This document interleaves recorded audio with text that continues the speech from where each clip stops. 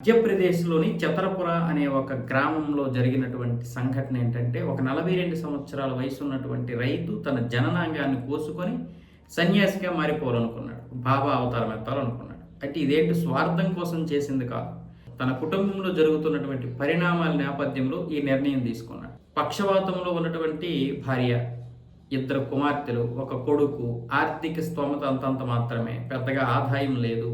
ఇంకా ఉన్నదానికి అప్పులు. ఇలాంటి పరిస్థితుల్లో తన పొలంలో ఉన్నటువంటి బావి వద్దకి నిన్న సాయంత్రం ఎప్పుడో వెళ్ళి అక్కడ తన జననాంగాన్ని కోసుకొని ఆ నూతిలో పడేశాడు. తర్వాత కుటుంబ సభ్యులకు ఫోన్ చేస్తే వాళ్ళు వెంటనే వచ్చి ఆసుపత్రికి తీసుకొని వెళ్ళారు. ఎందుకు చేశాడు అంటే పాపభీతి అంట. నా పాపభీతి అంటే మేము చేసిన పాపాల వల్లే నాకు ఇన్ని కష్టాలు వచ్చాయి, కాబట్టి నేను సన్యాసిగా మారిపోబోతున్నాను అని చెప్పి ఈ విధంగా చేసుకున్నాడంట. మరి ఎవరో ఏదో చెప్పుంటారో అలా చేసి ఉంటాడు. ఇలాంటి అమాయకులు ఇంకా చాలామంది ఉన్నారు. అయితే ఆయన కుటుంబం వైపు వెళ్తే కానీ మనకు ఆ విషయాలు తెలియదు. ఆ బాధ ఏంటో, ఆ పెయిన్ ఏంటో మనకు తెలియదు. ఇక్కడ ఇంకేదైనా అతను తప్పు చేసి ఉండొచ్చు, లేకపోతే చేయకపోవచ్చు, లేకపోతే అతని అమాయకత్వంతో అలా చేసి ఉండొచ్చు.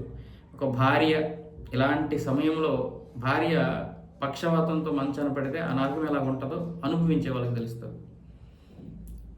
ఎందుకంటే భర్త మామూలుగా మంచాన పడితే భార్య సేవలు చేసి ఎలాగో అలాగే ఇంటిని నెట్టుకొస్తుంది. కానీ భార్య మంచాన పడితే ఇంకా కష్టం. ఆ ఇల్లు మనం ఎంత కష్టపడి డబ్బు తెచ్చినా ఇంటిని గడపాల్సింది ఇంటి వాళ్ళే, ఆడవాళ్ళే. పైగా కూతురు పెళ్ళిడికి వచ్చిందంట. నేను వచ్చే నెల 25వ తారీఖున వివాహం అంట. అంటే ఎంతో చిన్నప్పుడు చేశారు ఇతనికి. చిన్నప్పుడు కాకపోయినా నాకు తెలిసి ఒక 20 సంవత్సరాల వయసు అప్పుడు పెళ్లి చేసి ఉంటారు. సో ఇప్పుడు ఆ పాపకి వివాహం చేయాలని చూస్తున్నారు. ఇలాంటి పరిస్థితుల్లో ఈ యొక్క సంఘటన జరిగింది.